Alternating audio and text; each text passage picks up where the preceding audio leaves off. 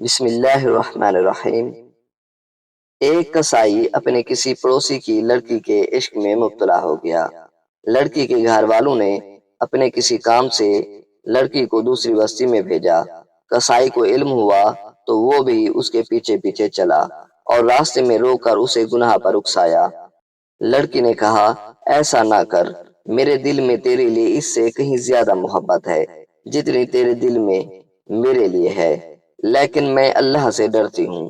عاشق نے کہا، تو اللہ سے ڈرے اور میں نہ ڈروں، یہ کیسے ممکن ہے؟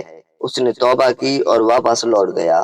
راستے میں اسے پیاس لگی اور اتنی شدت سے لگی کہ یہ موت قریب نظر آنے لگی۔ اتنے میں بنی اسرائیل کے انبیاء میں سے کسی نبی کا قاصد آیا اور اس کا حال دریافت کیا۔ اس نے کہا، میں پیاسا ہوں۔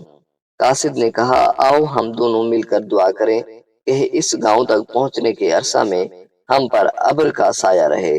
کسائی نے کہا، میرے پاس کوئی نیک عمل نہیں ہے جس کے واسطے سے دعا مانگوں، اس لیے تم دعا مانگو۔ قاصد نے کہا، بہتر، میں دعا کرتا ہوں، تم آمین کہنا۔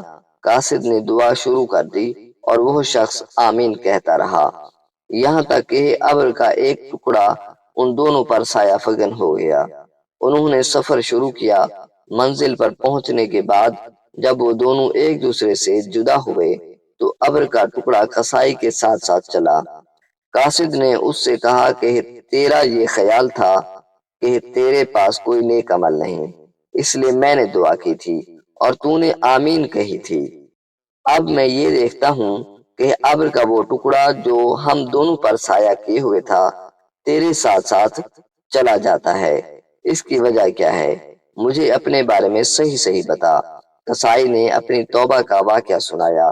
قاصد نے کہا، اللہ کے نزدیک تائب توبہ کرنے والے کی جو قدر و منزلت ہے وہ کسی دوسرے کی نہیں ہے۔ ناظرین، اگر ہماری ویڈیو اچھی لگی ہو تو ہماری ویڈیو کو لائک اور چینل کو سبسکرائب کر لیں۔ شکریہ۔